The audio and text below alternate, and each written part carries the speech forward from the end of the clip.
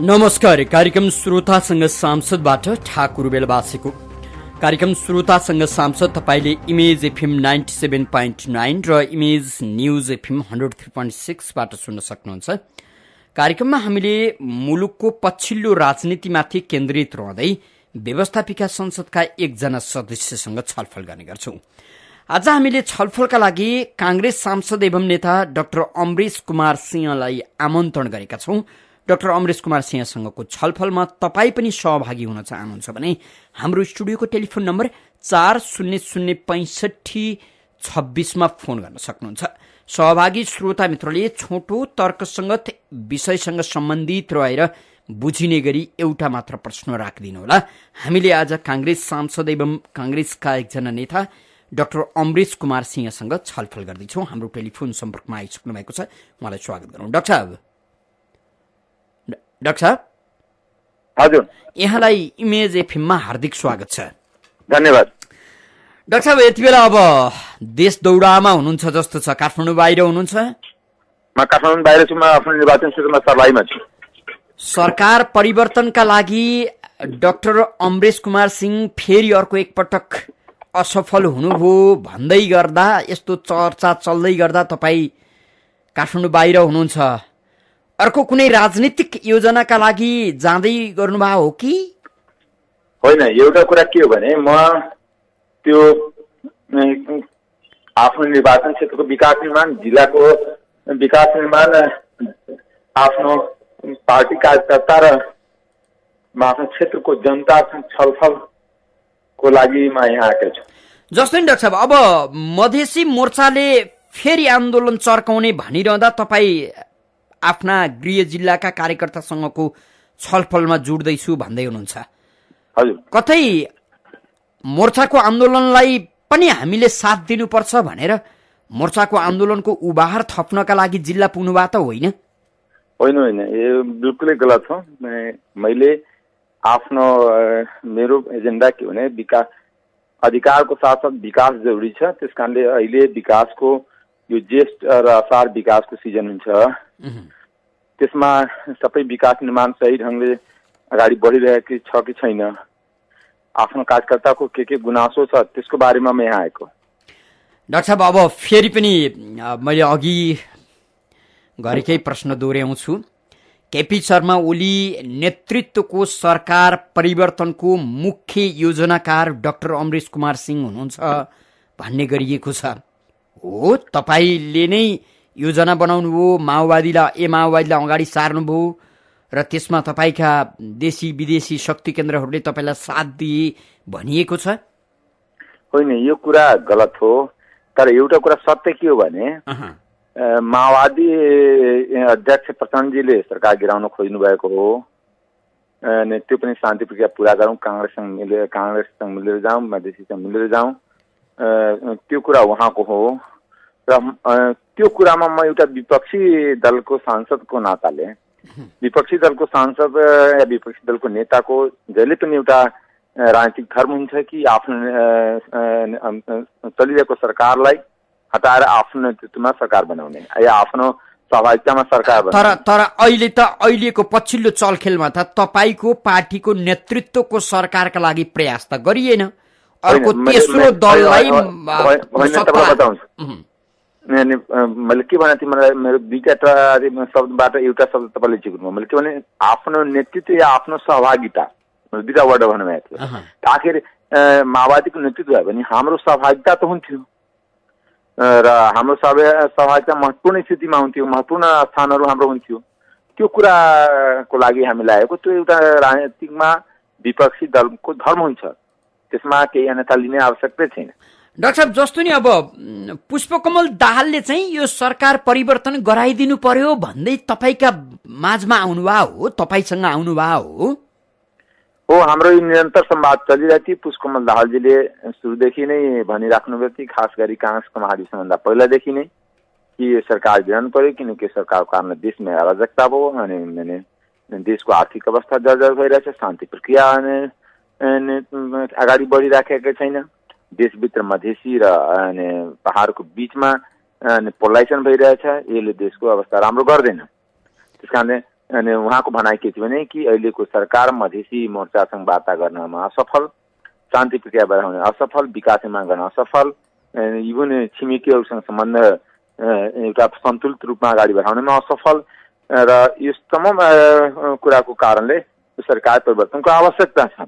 खास गरी उहाँको भनाइ के थियो कि मेरो एजेन्डा जुन सरकार बनाउने जुन छ त्यो सरकार बनाउने एजेन्डा शान्ति प्रक्रियाको लागि मधेसीको वार्ता, मधेसी मोर्चासँग वार्ता गरेर राजनीतिक विकासको लागि र एउटा जुन काङ्ग्रेस र माओवादी शान्ति प्रक्रियाको अहम पाटो हो, दुईटी मिलेपछि फेरि शान्ति प्रक्रिया सही ढङ्गले बढ्छ, त्यो उहाँको भावना थियो।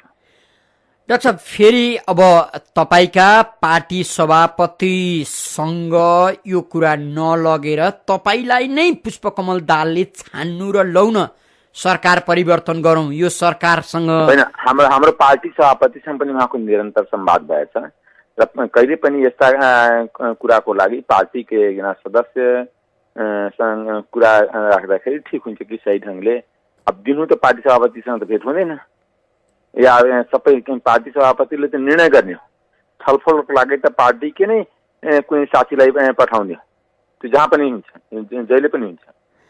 डाक्टर साहब, तर फेरि पनि अब यो पछिल्लो पटकको यो सरकार परिवर्तनको प्रयास चाहिँ नेपालका राजनीतिक दलहरूको मात्रै नभएर छिमेकी मुलुक भारतको पनि थियो, त्यसको मध्यस्थकर्ताका रूपमा डाक्टर साहब देखिँदै हुनुहुन्थ्यो भन्छन् नि राजनीतिक विश्लेषकहरूले। होइन, यो गलत कुरा हो। एउटा कुरा के भने कुनै पनि छिमेकीको यसमा कुनै पनि रोल थिएन, त्यस कारणले मैले के भन्न खोजेको कि यो कम्प्लिट हाम्रो उहाँको इनिसिएटिभ एक नेकपा माओवादीका अध्यक्ष प्रचण्डजीका इनिसिएटिभ थिएन र हामी त्यसमा साथ दिने कुरा गरेका थियौँ।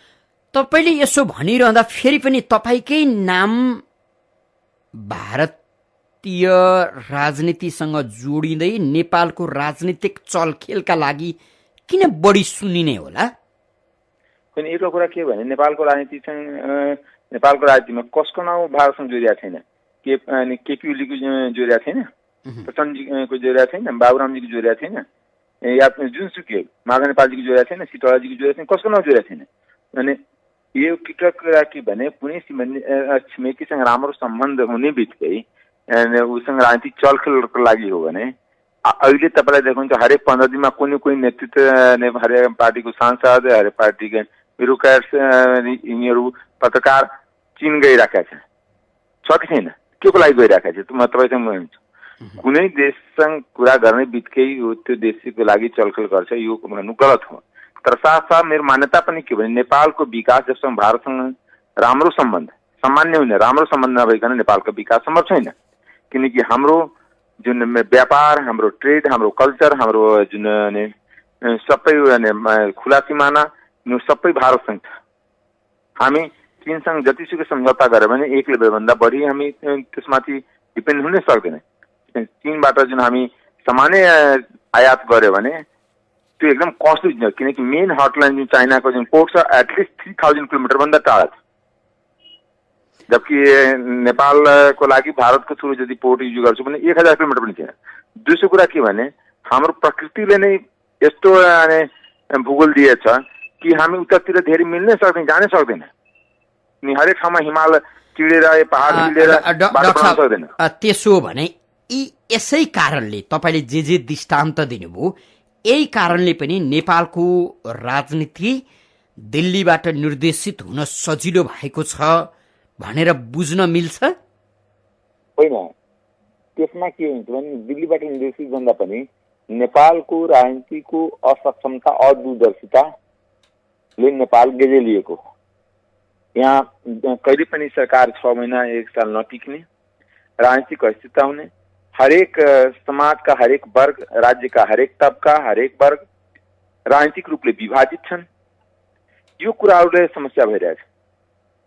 त्यो विभाजित मानसिकता बोकेर दिल्ली धाउने काम पनि त तपाईहरु गर्नुहुन्छ नि, हैन? अथवा आफ्नो शक्ति उपार्जन गर्नको लागि, जस्तो तपाई कांग्रेस भित्र बलियो बन्नका लागि दिल्लीमा आफ्नो वर्चस्व देखाउन खोज्नुहुन्छ, त्यो वर्चस्व नेपालको राजनीतिमा देखाउन खोज्नु होला। तपाईँ जस्तै अर्को पात्र पनि त्यसै गरी उभिएला, यो चरित्र पनि त होइन त नेपाली राजनीतिको, होइन? एउटा कुरा के भने दिल्लीले सपोर्ट गरेर कोही बलियो या नसपोर्ट गरेर कोही कमजोर हुने कुरा हो। आफ्नो काम कारबाहीले आखिर मैले चुनाव लड्दाखेरि जुन हाम्रो तमलुपाको राष्ट्रिय अध्यक्ष हुनुहुन्छ महन्त ठाकुरजी, उहाँ मसँग चुनाव हार्नुभयो। के त्यो दिल्लीको सपोर्टमा मैले चुनाव जितेको कि जनताको सपोर्टमा जितेको? दोस्रो कुरा स्वाभाविक हो कि दिल्लीमा मेरो साथीभाइ छन्, किनकि म दिल्लीमा नै 8 वर्ष, त्यो पनि त्यहाँको सबभन्दा चर्चित विश्वविद्यालय, सबभन्दा राम्रो विश्वविद्यालय जवाहरलाल नेहरू युनिभर्सिटी, जसलाई सर्टमा जेएनयू भन्छ, त्यहाँबाट म एमफिल पिएचडी ड्युटी गरेँ। त्यो ड्युटी गर्दाखेरि स्वाभाविक 7-8 वर्ष बसेको दौरानमा धेरै साथीभाइसँग चिन जान्छ, धेरै साथीभाइसँग दोस्ती छ, त्यो त स्वाभाविक हो नि। त्यस कारणले दिल्ली कुनै मेरो लागि नयाँ होइन। म राजनीतिको लागि दिल्ली गएको, म पढाइको लागि गएको। पहिला साँच्चै भन्यो भने पहिला त म पढाइको लागि गएको नि। त्यस कारणले दिल्ली जाने बित्तिकै दिल्लीसँग यसको सम्बन्ध छ, दिल्लीसँग चलखेल हो, त्यो होइन। एउटा कुरा के हो, नेपालको राजनीतिमा के छ भने दिल्लीलाई गाली गरेर इन्डियालाई गाली गरेर राष्ट्रवादी हुन्छ। दुनियाँमा कहीँ पनि कुनै पनि यस्तो देश छैन अर्को देशलाई गाली गरेर राष्ट्रवादी हुन्छ। राष्ट्रवादी भनेको राष्ट्रलाई समुन्नत गरेर, राष्ट्रलाई गरिबबाट यहीँनिर डाक्टर साहब तपाईँ यस्तो तर्क पनि दिँदै हुनुहुन्छ, भारतसँग सुरुङ युद्ध लड्नुपर्छ भनेर कुनै बेला सार्वजनिक रूपमा भन्दै हिँडेका पुष्पकमल दाहाल अथवा नेपालमा माइक्रो म्यानेजमेन्ट गर्छ भारतले भन्दै हिँडेका पुष्पकमल दाहाललाई प्रधानमन्त्री बनाइनुपर्छ भनेर तपाईँ हिँड्नुभयो नि त? अनि होइन, एउटा कुरा के भने पुष्पकमल दाहालले के बोल्नुभयो, कहाँ के बोल्नुभयो, त्यो समय सरकारको कुरा होइन। तर मलाई यथार्थ र नेपाली जनताको सामु यथार्थ के भने 12 बुधे दिल्लीमा नै भएको मान्नुहुन्छ कि त्यो पनि गलत हो? त्यो मलाई लाग्छ कि भारतसँग सुरुङ युद्ध लड्नुपर्छ त्योभन्दा पछिको कुरा हो। त्यो पहिला उहाँ सुरुङ युद्ध लड्छु भनेको हो, तर दिल्ली सम्झौता कहाँ भएको? 12 बुधे कहाँ भएको? दिल्लीमा भएको होइन। त्यो न बेजिङमा भएको हो, न रुकुम रोपा हुम्ला जुमा भएको। त्यस कारणले त्यो यथार्थलाई पनि बुझ्नुपर्छ। उहाँले पब्लिकली राजनीतिक कन्जम्सनलाई जनतालाई उचाल्नलाई के बोल्नुहुन्छ मलाई थाहा छैन। तर व्यवहारमा के मैले तपाईँलाई भन्छु अन्तर्राष्ट्रिय सम्बन्धको एउटा विद्यार्थीको नाताले कि भारतसँग राम्रो सम्बन्ध नभइकन नेपालको विकास सम्भवै छैन, जो लास्ट 40 वर्षदेखि प्रमाणित भइसकेको छ। पञ्चायतमा पनि राम्रो भएन, पञ्चायतमा विकास भएन, बहुदल भए पनि राम्रो सम्बन्ध भएन, बहुदलमा पनि विकास भएन, गणतन्त्रमा पनि राम्रो सम्बन्ध भएन, गणतन्त्रको विकास भएन। जनता त गरिबीको मारमा परिरहेछ। तपाईँले यस्ता कुरामा बहस गर्नुहुन्छ, तपाईँसँग मेरो आग्रह छ, सञ्चार माध्यमसँग आग्रह छ कि तपाईँले मलेसियामा, कतारमा, दुबईमा यो जम्मै नेपाली जनताले, नेपाली युवाले या नेपाली युवतीले जुन दुःख भोग्नु परिरहेछ त्यसको बारेमा कहिले बहस गरिरहेको सक्नु भएको छ? नेपालको आर्थिक विकास एकदम कम छ, यसपालि 0.7%। यहाँले सत्य भन्नुभयो, तर त्यो बाटोतिर त यहाँहरू हिँड्दैनु भएन नि त? दोस्रो कुरा तपाईँलाई बताउँछु, अहिलेसम्म 100 वर्षको इतिहास भइसक्यो। हाम्रो सबभन्दा पहिला जुन यहाँ विद्युत फर्पिङमा जुन विद्युत बन्ने सुरु भएको 100 वर्ष पुरा गरिसक्यो। तर 100 वर्षमा हामी 1000 मेगावाट विद्युत उत्पादन गर्न सकेन भने, र अहिलेको सरकार भन्छ कि 10 वर्षमा 10,000 मेगावाट उत्पादन गर्छु, यो गफ गर्ने कुरा हो नि। मेरो भनाइ के भने जबसम्म हामी आफ्नो कुरा आर्थिक गतिविधि बढाउँदैन, जबसम्म हाम्रो शिक्षाको स्तर बढाउँदैन, जबसम्म हामी इन्फ्रास्ट्रक्चर बढाउँदैन, तबसम्म मात्र अरूलाई गाली गर्ने। तर त्यसका लागि राजनीतिक स्थायित्व चाहिँदो होला, त्यसका लागि तपाईहरू जस्ता नेतृत्वको दूरदर्शिता पनि चाहिँदो होला, होइन? हामी चाहिँ त्यसको खोजीमा पनि छौँ नि त। नागरिक कम्तीमा आफूले मान्दै आएको नेता विचलित नहोस् भन्ने पक्षमा पनि उभिएको होला नि त। हो, तर एउटा कुरा के भने नेता पक्षमा विचलित नहो, त्यो स्वाभाविक कुरा, त्यसको लागि खबरदारी हुनैपर्छ समाजको हरेक तबकाबाट। तर साथसाथ अनि गलत कुराले नागरिकले लिएर आरोप पनि लगाउनु हुँदैन। डाक्टर साहब, अब तपाईँ आफै अन्तर्राष्ट्रिय सम्बन्धको विद्यार्थी पनि हुनुहुन्छ, विज्ञ पनि हुनुहुन्छ, एकातिर नेपाली राजनीतिमा राम्रो प्रभाव छोड्नुहुन्छ। तपाईँका कतिपय कुराहरू निर्णय हुनुभन्दा अगाडि तपाईँले सार्वजनिक गर्नुहुन्छ र त्यसको निकट पुगेर कि त ती निर्णयमा पुग्छन् कि त ती विवादित हुन्छन्। तपाईँको पछिल्लो केही वर्षको राजनीतिक तपाईँको व्यवहार फेरि पनि यो विशेष गरी केपी ओली नेतृत्वको सरकार निर्माण भइसकेपछि नेपाली राजनीतिमा चीनिया शक्ति केन्द्र र भारतीय शक्ति केन्द्रको टक्राव कतै सुषुप्त रूपमा छ अथवा देखिने गरी अब बाहिर आउँदैछ? कस्तो विश्लेषण गर्नुहुन्छ? यसपालिको सरकार बचाउनमा जुन चिनिया प्रभाव या चिनिया चलखेल गरेको छ त्यो स्वाभाविक रूपमा नेपालको राजनीतिक परिस्थिति आउँदो दिनमा जटिल बन्ने खतरा बढेर गयो। डाक्टर साहब यहीँनिर बताउँछु, जसरी तपाईँले भन्नुहुन्छ कि जसरी भारतीय प्रभाव थियो र भारतीय चलखेल यदि थियो आम जनमानसमा जुन एउटा प्रभाव छ, त्यस्तै अब चीनको पनि प्रभाव छ र चीन पनि विवादमा मुछिन्छ। जसरी भारत त विवादमा मुछिँदै गइराखेको छ, जसरी तपाईँले अहिले सुरुमा नै भन्नुभयो, त्यस्तै चीन र यथार्थमा त्यो भयो भने दुनियाँका धेरै देशहरू तबाह भएका छन् कि दुईटा देशको दुईटा बाह्य शक्तिको चलखेलमा कुनै कमजोर राष्ट्र परेको छ भने त्यो राष्ट्रको विकास अवरुद्ध भएको छ, त्यो राष्ट्र विभिन्न खालको द्वन्द्व भएको छ र त्यो देश आफैमा अस्थिरताको भूमिमा फँसेको हाम्रो सामने धेरै देशको इतिहास। डाक्टर साहब यहीँनिर यो सन्दर्भलाई अझै उठाउँला, तपाईँले केपी शर्मा ओलीको नेतृत्वको सरकारलाई टिकाउनका लागि चिनिया राजनीति सक्रिय भयो भन्नुभयो, के आधार छन् तपाईँसँग? होइन, त्यो त आधार के छ भने कृष्णबहादुर महाराजसँग नै त्यहाँको काउन्सिलर भेटेर उहाँलाई बनेको हो। तपाईँले उहाँसँग सोद्धा हुन्छ, नाउँ पनि व्यक्तिलाई भन्छु, प्रचण्डजीसँग नै कुराकानी गर्नुभएको छ, सोद्धा हुन्छ तपाईँले। मैले एकदम प्रमाणको आधारमा भनिरहेको छु। इभन नारायण काजी श्रेष्ठसँग नै भेटेको छ, त्यो इभन राप्रपालाई गएर भनेको छ कि मैले यही सरकारलाई चल्न दिनुपर्छ। त्यस कारणले विभिन्न पार्टीको नेतृत्वसँग कुराकानी गरेको आधारमा विभिन्न पार्टीको नेतृत्वले हामीसँग त्यो कुराको खुलासा गर्दाखेरि हामीले बुझेको।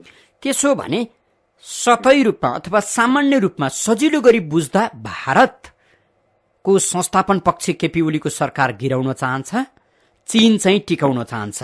भारत र चीनको अहिलेको राजनीति नेपालको सरकारमा आएर अडिएको छ हो। अनि एक हदसम्म यसलाई यथार्थ रूपमा पनि भन्न सकिन्छ, किनकि जुन तरिकाले भारत यहाँ पिस र स्टेबिलिटी चाहिन्छ, जुन तरिकाले देशभित्र पोलराइजेसन छ अनि ध्रुवीकरण भएको छ, देशको राजनीतिक अवस्था एकदम स्टेलमेट छ, विकास अवरुद्ध छ, जनतालाई शासी छ, यो सबै कुरा भएको कारणले मलाई लाग्छ कि यो कुराबाट एउटा भारत छिमेकी भएको कारणले उसको प्रभाव त्यहाँ पर्छ र जस्तै जनयुद्धको प्रभाव सबभन्दा बढी कसले बेहोर्नु पर्यो? भारतले। जनयुद्धको ताकात नेपाली जनताले भागेर कहाँ गयो? भारतमा गयो, चाहे उत्तराखण्डमा गएको, चाहे दिल्लीमा गएको, चाहे बेङ्गलोरमा, या भारतको जुनसुकै भूभागमा गएको। मलाई लाग्दैन कि उत्तरी छिमेकी यहाँ त्यति गएको होला। त्यस कारणले मैले के भन्न खोजेको भने कि यो जुन प्रभाव छ भने त्यो प्रभावलाई हामी एउटा सुमधुर सम्बन्धले नेपालको विकासमा रहनुपर्छ। हामी कन्फ्लिक्टको ठाउँ नेपाललाई बन्न दिनु हुँदैन, द्वन्द्वको ठाउँ बन्न दिनु हुँदैन जुनसुकै नाउँमा। त्यस कारणले र जुन अहिलेको प्रधानमन्त्रीजीको जुन भाषाहरू बोलीहरू सबैसँग जगजाहिर नै छ, त्यस कारणले मैले के भन्न खोजेको भने यस्तो अवस्थामा हामी एउटा सन्तुलित राजनीतिक विकास संस्कृतिको विकास गरौँ, हामी आफ्नो देशभित्र सबै समुदाय धर्म वर्गको मान्छेको बिचमा एउटा एकता र सहकाजको संस्कृति विकास गरौँ, राजनीतिक दलको बिचमा संस्कृतिको विकास गरौँ, सहकाजको संस्कृतिको विकास गरौँ र अहिलेको अवस्थामा कसैले भन्यो भने मेरो गोरुको 12 टेका त्यो सम्म। डाक्टर साहब तपाईँले यसो भनिरहँदा सरकार टिकाउने र गिराउने जस्तो सामान्य खेलमा दुईटा ठूला छिमेकी मुलुकलाई तान्दै हुनुहुन्छ तपाईँहरू। यसले चाहिँ भोलि भारतलाई नै पनि अप्ठ्यारो पर्ने, भोलि चीनलाई नै पनि अप्ठ्यारो पर्ने, भारतसँगको जुन किसिमको सौहार्दपूर्ण व्यवहार नेपालसँग छ त्यो धमिलिँदै जाने, अथवा पछिल्लो समयमा भारतलाई बुझ्ने नेपाली बुझाइ अथवा भारतले हेर्ने नेपाललाई हेर्ने दृष्टि त्यसमा पनि अझ बढी रूढ बन्न सक्ने स्थिति रहँदैन र भने? रहन सक्छ। मैले एउटा कुरा के भने मलाई के डर लाग्छ भने किनकि नेपाल कहीँ आउँदो दिनमा अफगानिस्तान या पाकिस्तान बन्ने स्थिति नबनोस्। मैले त्यो सम्बन्धमा आउँछु, अन्तर्राष्ट्रिय चलखेलको केन्द्रको रूपमा भन्दैछु। आजको दिनमा पनि अफगानिस्तान र पाकिस्तान या अरू धेरै मुलुक छन्, मैले दुईटा नजिकको कारणले मैले भन्न खोजेको अन्तर्राष्ट्रिय शक्ति केन्द्रको चलखेलको केन्द्र बनेको छ। अन्तर्राष्ट्रिय शक्तिको चलखेलको केन्द्र बनेको छ। तपाईँ म एउटा अन्तर्राष्ट्रिय मन्त्री विद्यार्थी हुनाले त्यसकारणले कहिले पनि पाकिस्तानमा डेमोक्रेसी सस्टेन गरेन, मल्टी पार्टी सिस्टम सस्टेन गरेन। कहिले गर्छ फेरि तुरन्तै आर्मी कुन्छ, फेरि गर्छ फेरि आर्मी कुन्छ। अब यहीँनिर डाक्टर साहब, यहीँनिर भारतले नेपालमा प्रजातन्त्र स्थायी रूपमा अगाडि बढोस् अथवा प्रजातन्त्रको संस्थागत होस् अथवा अहिले हामी गणतन्त्रमा छौँ, गणतन्त्र नेपाल स्थायी बन्न सकोस् र संस्थागत बनोस् गणतन्त्र भन्ने चाहन्छ हो? होइन, भारत चाहन्छ तर मुख्य कुरा के भने हाम्रा नेतृत्वले पनि सही ढङ्गले त्यो कुरालाई अगाडि बढाइदिनुपर्छ। भारतको चाहना भनेको के? जस्तो संविधान तपाईँहरूले जारी गर्नु हो, भारतले केही समयका लागि संविधान जारी गर्न रोक भन्दै थियो, तपाईँहरूले रोक्नु भएन, अथवा भारतीय पक्षबाट केही संविधानमा आफ्ना कुरा राख्नु थियो होला अथवा केही उसको इन्ट्रेस्ट थियो होला, तपाईँहरू मान्नु भएन। यसकारण अहिलेको तिक्तता भारतको इन्ट्रेस्ट भन्दा यहाँ मधेसी जनताको कुरा सम्बोधन भएन, जनजातिको कुरा सम्बोधन भएन। जुन अन्तिम संविधानमा गरिएको जुन गाइडलाइन थियो, अन्तिम संविधान एउटा के थियो?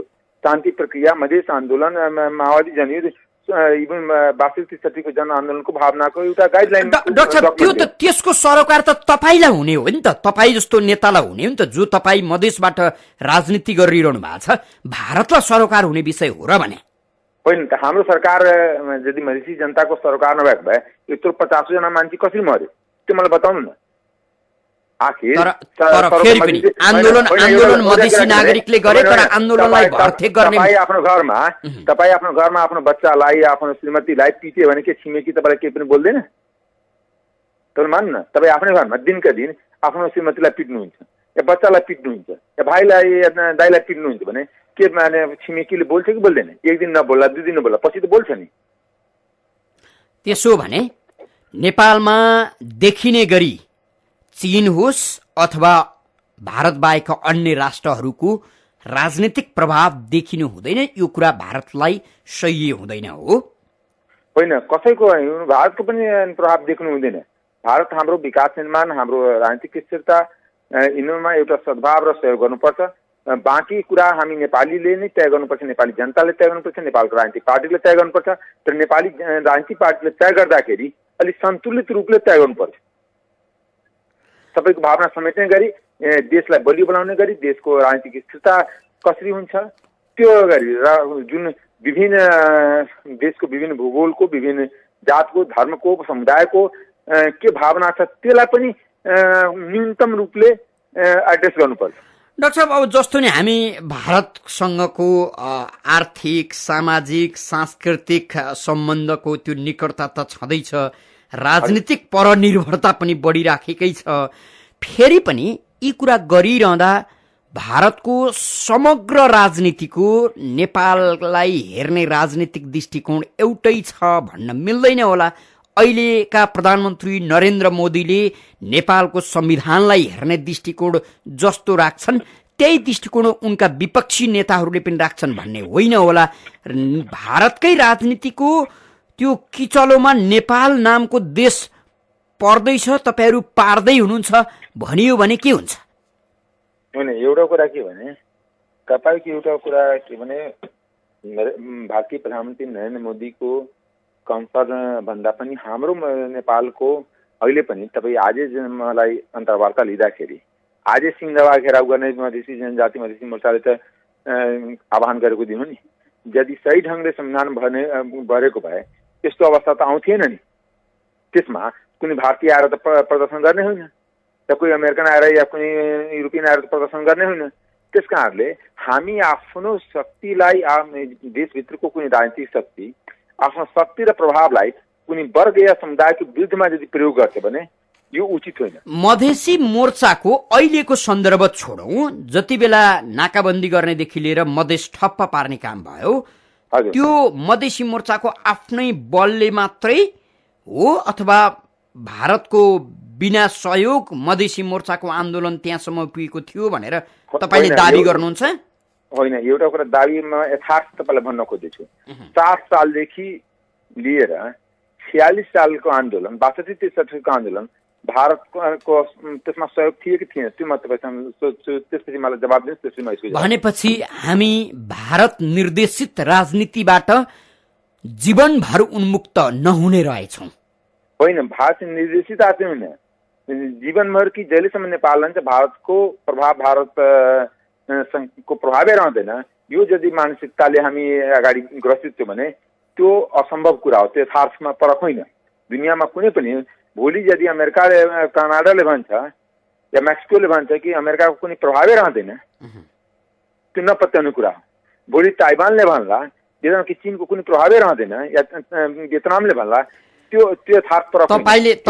तपाईले हस्ताक्षर गरेर तपाईका पार्टी सभापति तत्कालीन प्रधानमन्त्री सुशील कोइरालाले जारी गरेको संविधानलाई भारतले सिधै अस्वीकार गरेर अन्तर्राष्ट्रिय मञ्चहरू समेतमा नेपालको लोकतान्त्रिक गणतन्त्रलाई असफल बनाइनुपर्छ भन्ने जुन लबिङ गर्दै थियो, त्यो प्रति तपाईको सहमति कि असहमति? त्यसो हो भने एउटा कुरा के भने, गणतन्त्रप्रति या लोकतन्त्रप्रति मेरो कुनै असहमति छैन, तर संविधानमा जुन तरिकाले मधेसी र जनजाति यिनीहरूलाई को अधिकार सङ्कुचित गरिएको छ, उनीहरूको जुन संहिताको जुन चाहना थियो त्यसलाई डिस्टोर्ट गरिएको छ, उनीहरूको भावना डिस्टोर्ट गरिएको छ, त्यसमा त मेरो अहिले पनि असहमति छ। म संविधानमा तपाईको राजनीतिक असहमति हुन सक्छ, तर फेरि पनि तपाईले हस्ताक्षर गरेर जारी गरेको, तपाईको पार्टीले जारी गरेको संविधान भारतले अस्वीकार मात्रै गरेन, विभिन्न अन्तर्राष्ट्रिय मञ्चहरूमा गएर वकालत गर्यो। यो ठिक छैन, नेपाललाई असहयोग गर्न आह्वान गर्यो। यसप्रति तपाईको के छ? आखिर तपाईँलाई बताउँछु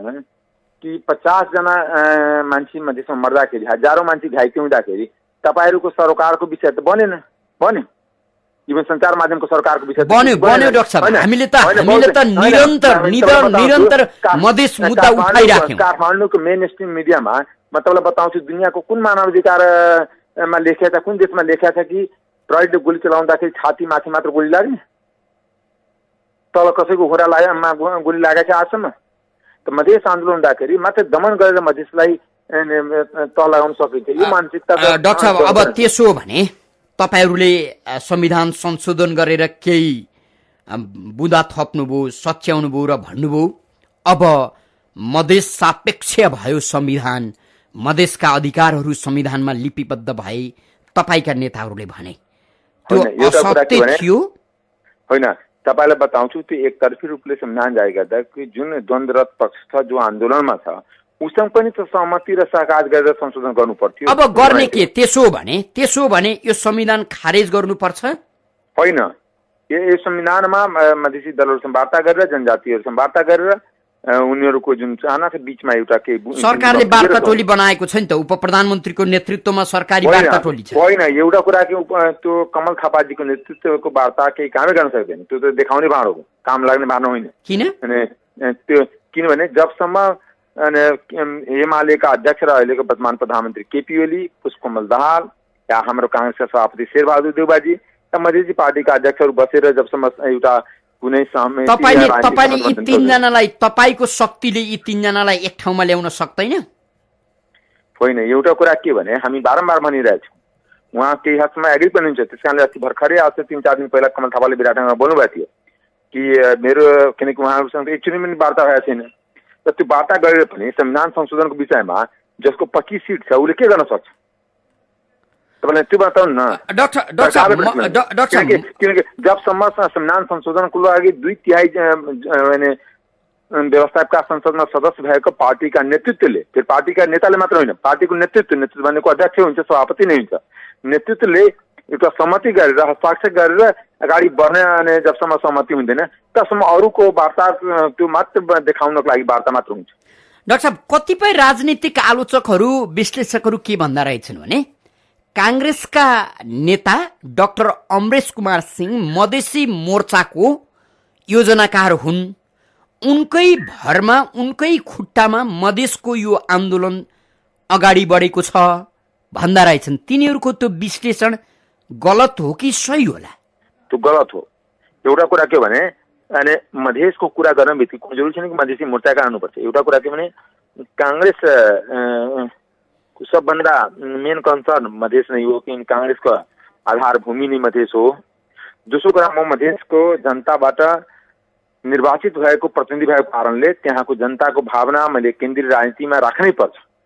र त्यहाँ भएका जुन कमी कमजोरी त्यहाँ भएका राज्यको तर्फबाट दमन होस् या राज्यको तर्फबाट विकासको वजह सही ढङ्गसँग नहोस् या मधेसी जनता यो राज्यमा अपहेलित भएर बसेको तपाईले यो कुरा राख्नुपर्छ कि पर्दैन? आफ्नै देशका विरुद्धमा नाकाबन्दी गर्ने, अर्को छिमेकी मुलुकको सीमा पारमा गएर वारी ढुङ्गा हान्ने, मुलुकलाई 6 महिनासम्म नाकाबन्दी गरेर तहस नहस बनाउने, यो ढङ्गबाट अधिकार लिन खोजियो, यो ढङ्गबाट अधिकारका कुरा गरियो भने देश नै तहस नहस हुन्छ भनेर भन्नुपर्छ कि पर्दैन? होइन, त्यो कुरासँग सहमत छैन। साथसाथै यो कुरासँग पनि सहमत छैन। आफ्नै देशको जनता विरुद्ध आफ्नै देशको सुरक्षा परिचालन गरेर गोली मार्नु त्यो पनि त कहाँसम्म जायज छ? भनेको बरु अधिकारका लागि होइन, दुईटै कुरामा सीमा पार नै जानु परोस्, होइन देशलाई ढुङ्गा हान्नै पर्छ, नाकाबन्दी गरिदिनै पर्छ। कुरा के भने आज तपाईले देख्नुहुन्छ भने हरेक पार्टीको इतिहास हेर्नुहुन्छ, तत्कालीन राज्य सत्ताको विरुद्धमा पारी गएर नै बसेको, चाहे माओवादी जनयुद्धमा माओवादी नेतृत्व होस्, चाहे 46 सालको आन्दोलनभन्दा पहिला पञ्चायतको विरुद्धको आन्दोलनमा कांग्रेस एमालेका नेताहरू हुन्, पारी गएर बसेको हुन्, बस्ने बित्तिकै हुन्। तर के हुन्छ भने हामी आफ्नो जनताको बिचमा कसरी सहमति र सहकार कायम गर्नुपर्छ त्यतातिर लाग्नुपर्छ। हाम्रो राजनीतिक पार्टीको बिचमा सहमति मैले भने एक अर्कोलाई पेलेर सिद्ध्याउने जुन छ त्यो गणतन्त्रमा। त्यसो भने यो पछिल्लो राजनीतिक रस्साकस्सी चाहिँ केपी शर्मा ओलीको सरकार ढलेसँगै समाप्त हुन्छ हो? होइन, अलिकति राजनीतिक जुन अहिले पोलराइजेसन छ, ध्रुवीकरण छ, त्यो साम्य हुन्छ। तपाईले अगाडि सार्नुभएका प्रधानमन्त्रीका रूपमा अगाडि सार्नुभएका पुष्पकमल दाहाल प्रधानमन्त्री बनेसँगै राजनीतिक ध्रुवीकरण अलि न्यूनीकरण हुन सक्छ अथवा समाप्त हुन्छ? होइन, न्यूनीकरण हुन्छ, समाप्त हुन्छ त्यो म भन्दैन। त अहिले जुन अहिलेको प्रधानमन्त्रीको विरुद्धमा जुन ध्रुवीकरण छ त्यो ध्रुवीकरण अलिकति कम गर्नमा, न्यूनीकरण गर्नमा सघाउ पुग्छ। अब सरकार परिवर्तनको कुरा सार्वजनिक हुनुभन्दा 1-2 हप्ता अगाडि तपाईँका पार्टी सभापति शेरबहादुर देउवा पनि दिल्ली दर्शन गरेर फर्किनु भएको थियो। पार्टी सभापतिलाई प्रधानमन्त्री बनाउने दिल्लीको विश्वास पनि नभएको र तपाईँको विश्वास पनि नभएको हो? होइन, एउटा कुरा के भने यो गलत कुरा हो। उहाँ आफ्नो माने श्रीमती आरजू देउवाको उपचारमा जानुभएको थियो, जाँदाखेरि उहाँको पनि उपचार नाकको अपरेसन गर्नु परेको थियो।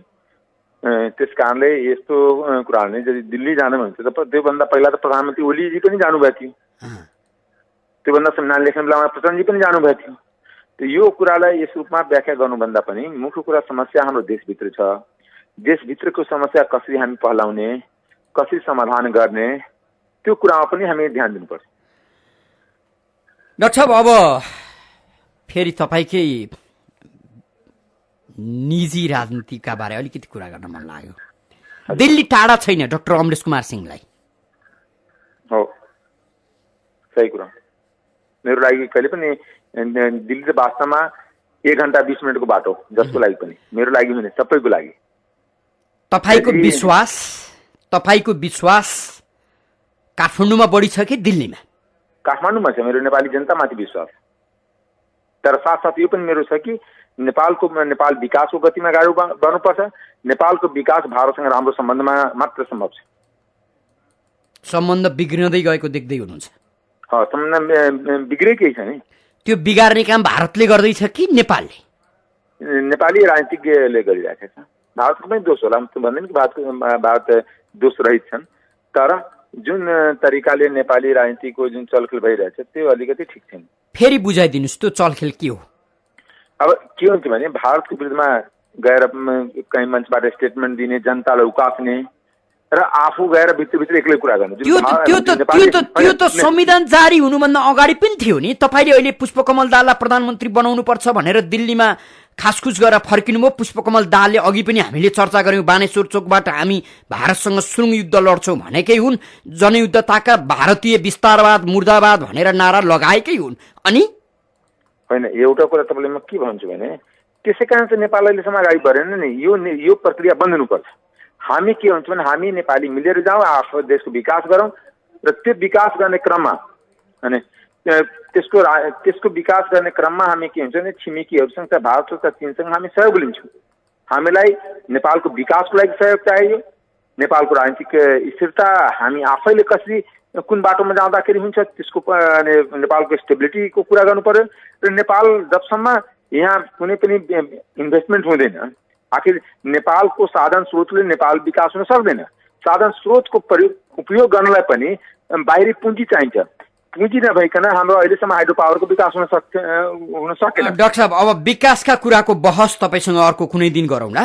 संविधान मधेसी मोर्चालाई पनि मान्ने हुनका लागि संशोधन गर्ने कि खारेज गरेर नयाँ लेख्ने रे? संशोधन गर्नका लागि मधेसी मोर्चाका प्रतिनिधि, कांग्रेस, एमाले, माओवादी, तपाईहरू र सँगै दिल्ली पनि चाहिन्छ? चाहिँदैन। दिल्ली नभई कसरी हुन्छ? संविधानप्रति त दिल्लीले चर्को विमति जनाएको छ नि त।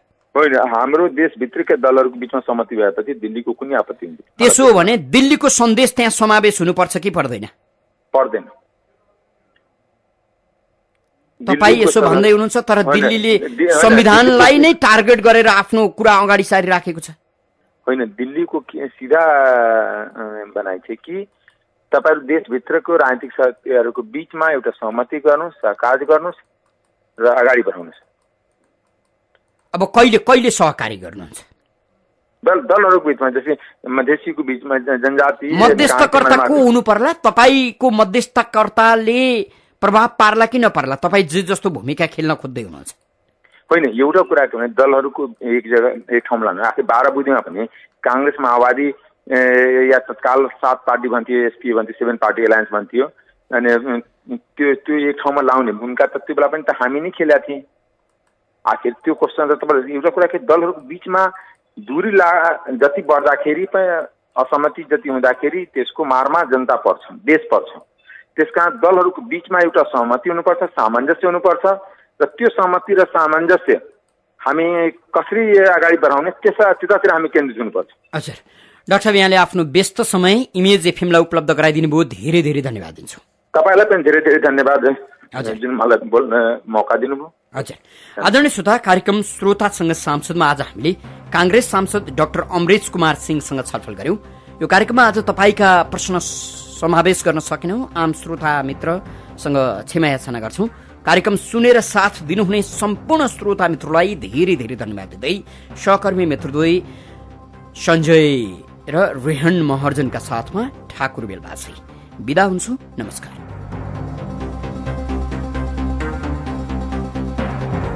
ल सबैजना एउटा ग्रुप फोटो लिउँ त। से क्रैकिस। ओए हिरो, से चीज होइन र? हेर